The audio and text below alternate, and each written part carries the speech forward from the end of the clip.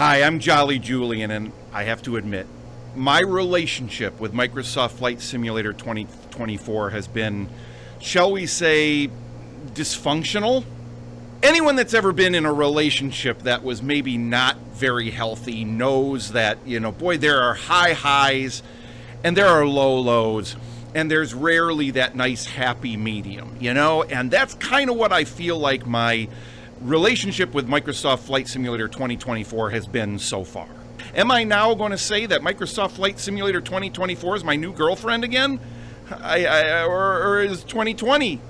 I went back to the girlfriend I had like a couple years ago that, I remember fondly, but now I want the excitement of 2024 again. Let's dive into the video and you'll see exactly what I'm talking about.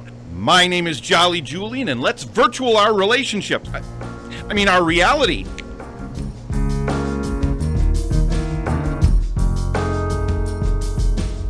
You'll see some video playing here of a recent couple of flights that I've done.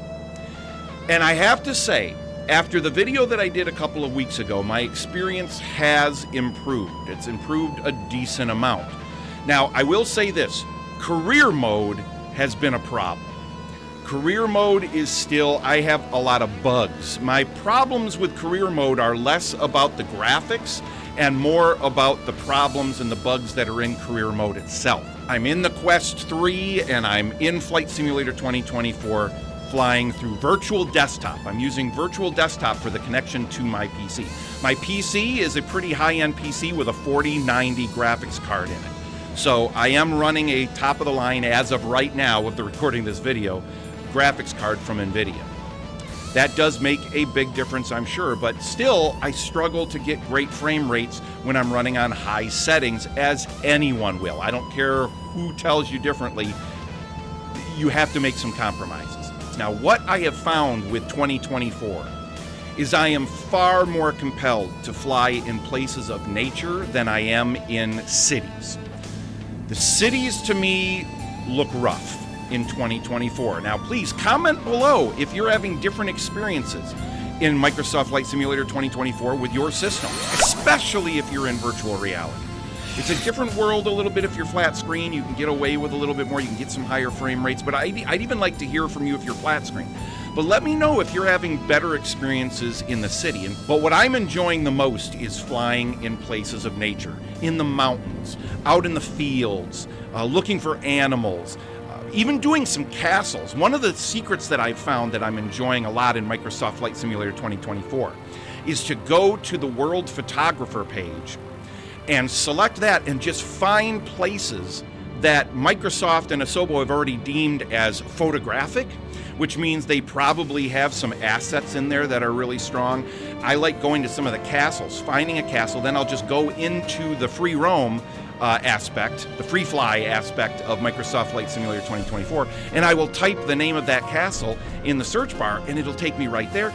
Then I can do a flight any way that I want to do it, with any plane that I want to do, but knowing that it's in a location that Microsoft and Asobo have deemed as, acceptable or extra special in 2024. So what I'm doing here is I love flying around the castles and taking a good look at them. And I also really love flying at sunset or near dusk, near sunset. I've found that in Microsoft Flight Simulator 2024, for me at least, during the day, like midday, it feels like the visuals are washed out quite a bit to me. They're washed out more than I think they were in 2020. But when you get to sunrise, sunset, night flying, stuff like that, I think it looks pretty darn good in 2024.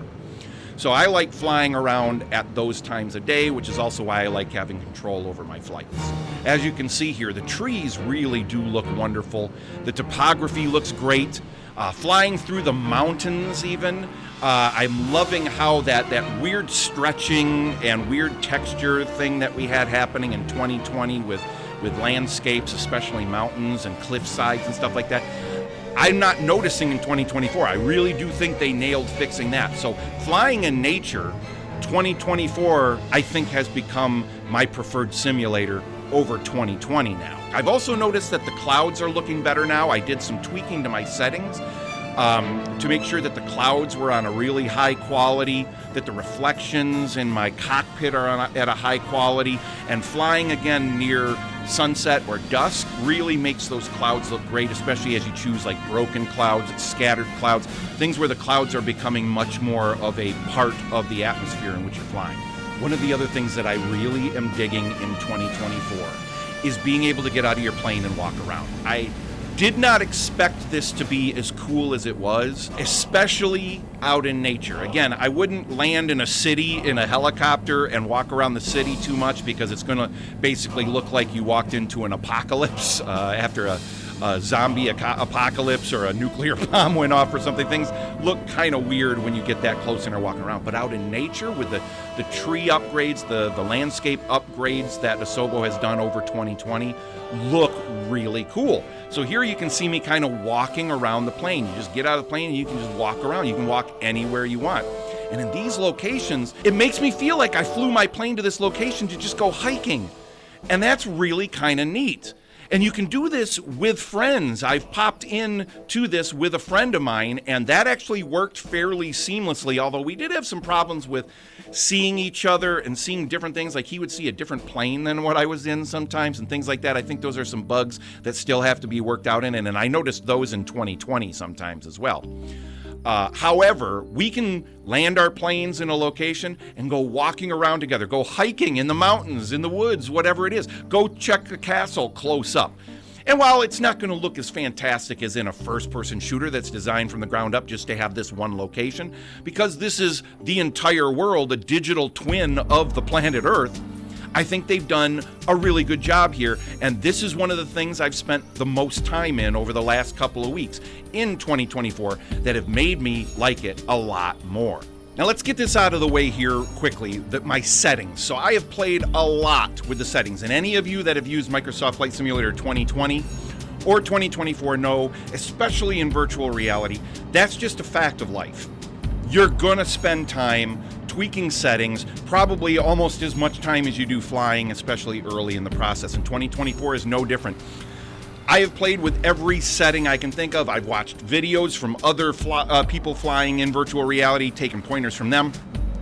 But the main things that I've played with is DLSS, because I do have an NVIDIA 4090 graphics card, so I've been playing with that. What I like about DLSS is it does make the frame rate much better, even coupled with virtual desktop, where I'm using the Space Warp technology in there. So I'm combining Space Warp in virtual desktop and DLSS on the graphics card, and that gives me the smoothest experience by far. I thought the two of them would conflict with each other and it would make things kind of weird, but it actually makes it run the smoothest. The thing I don't like about DLSS is it does make things fuzzier. There's just no way around it. Even when I put it on best quality, on the quality setting, it's still, things are blurrier. Even my cockpit, it's okay. It's not terrible. Whereas if you put it on performance, you notice it even more. If you put the setting of DLSS on performance in 2024. No matter what somebody tells you, spoiler alert, I got to tell you the facts, and that is, you're going to have to experiment to find the settings that work best for you. Now, watching some of these videos and using the pointers that they're giving you as a jumping off point are great, but the results will vary based on your hardware, all the vague things that can be different with everyone's computer. So the only way you're really going to know is to experiment with different settings. I do want to talk very quickly about the helicopters. I love flying helicopters, but I'm also a cheap son of a gun. I don't buy very many of the things off the marketplace in Microsoft Flight Simulator. I'm typically flying the planes and helicopters and gliders and so forth that they give us in the sim. And I like that in 2024, they gave us a couple of extra helicopters. In 2020, I think you only got one, maybe two with the game, one of which I couldn't really fly in virtual reality until I got my HOTAS. But in 2024, I think you have like three. And one of them I really, really love flying. Especially I like flying it again out in nature, because then you can find a nice little patch in the woods where you can land, get out, walk around a little bit, pack a picnic, sit down, put a blanket down. We need a picnic simulator. That's what we need.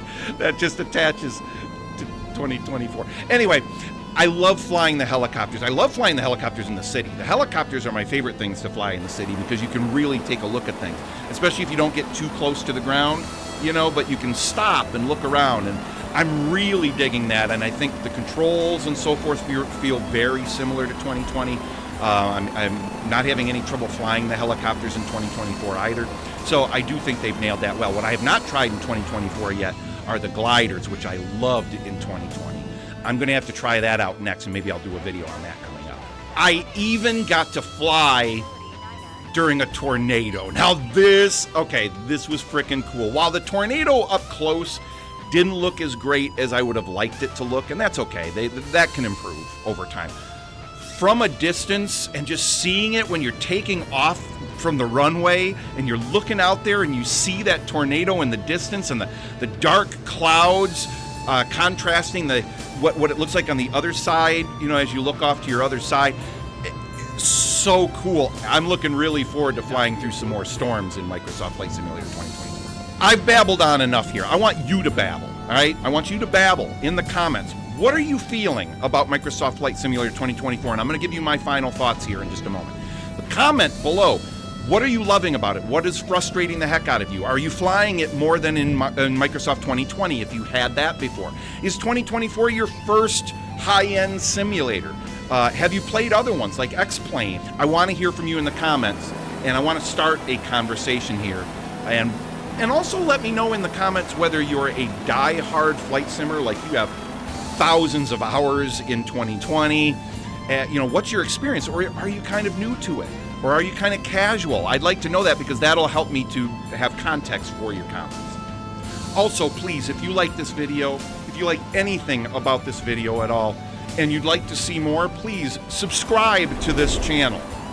I can't tell you how important that is because that will ensure, especially if you hit the bell icon, that you know when I've released another video. But also please do a thumbs up. That also will help other flight simulator enthusiasts, especially those in virtual reality, discover this because we are a small niche within the Microsoft Flight Simulator community, and I would love more people, including flat screeners, to know how incredible virtual reality is when you can get it kind of dialed in. And if you have a higher end computer and you're willing to try this, I promise you, it is a life-changing experience. It's incredible. I can't recommend it enough. So if you give a thumbs up, more people will see this video, more people will get this experience, and hopefully will try this out if they haven't already. My final thoughts. I have loved Microsoft Flight Simulator 2020 for the last 4 years. I have adored it. With Microsoft Flight Simulator 2024, I'm having that same feeling. The frustrations are higher. They still have a long way to go, but when 2020 came out, there were bugs. This is a massive program, and I don't want to make it sound like I'm making excuses for Asobo, but I kind of am because what they are doing is incredibly huge.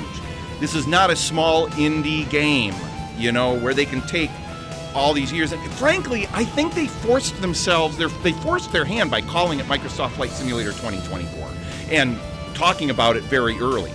If they had not named it with the year, I am convinced they would not have released when they did. They would have waited until probably 3 more months or so to work more of the bugs out, and they would have released in 2025, and it would have been Microsoft Flight Simulator 2025. I think they made a massive mistake there. And I think that's why they released when they did, because they knew they had to get it out by the end of the year, and of course they want the holiday sales and stuff like that as well. But I gotta cut them some slack. This is a massive undertaking. And with the entire change of the infrastructure of it streaming the content instead of it living on your computer, that has its pluses and its minuses. It's a good thing and a bad thing. And I think we're seeing a lot of the bad part of that right now. My hope is that they can work this out. I feel like that was a risky move when they made that decision, but they committed to it. Now let's see how much it's going to take for them to be able to keep that going, keep the quality up, keep upping the quality of those streams while more and more people get into that simulator. So for me, I'm flying 2024 now. I still have 2020 loaded, but I am flying 2024 now. I'm pretty much sold on it. The frustrations I'm kind of living with. I'm hoping every time I go into career mode that it works okay, but flying around in nature being able to walk outside your plane, the trees and everything on the ground looking better when you're there, the environmental things that you see when you're going over dirt and you're in your exterior view behind the plane and you see it kick up the dirt from your prop. I mean, that is so cool. These details make it the thing to fly, I think, in virtual reality when you want to fly around nature. And that's my favorite thing to do in 2024. The cities, I'm still going to fly 2020 for a while, I think, if I want to fly around New York City, if I want to fly around London. But I will try it some more. Let me know in the comments below if you'd like me to do some city flying, more of it, and really compare it and see if it's getting better. Let me know in the comments if you'd like to see that, and I can do a video about that as well. All right, that's it for now. Jolly Julian, I'm going to go right from here and go back in and fly a little bit more flight sim. I'm feeling the draw again. I'm going to keep playing with it. I'm going to keep my fingers crossed. Asobo, please get it right. I know you're working on it. This has to be a Herculean task. We have faith in you. I have faith in you. Just get the bugs worked out of career mode for me because I love it. I really do. I want to marry it. I want to marry career mode.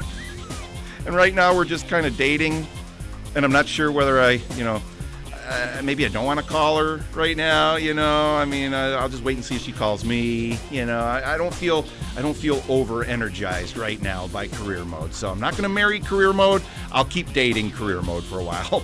On that very weird analogy, this is Jolly Julian going off to get a candlelit dinner for two with career mode.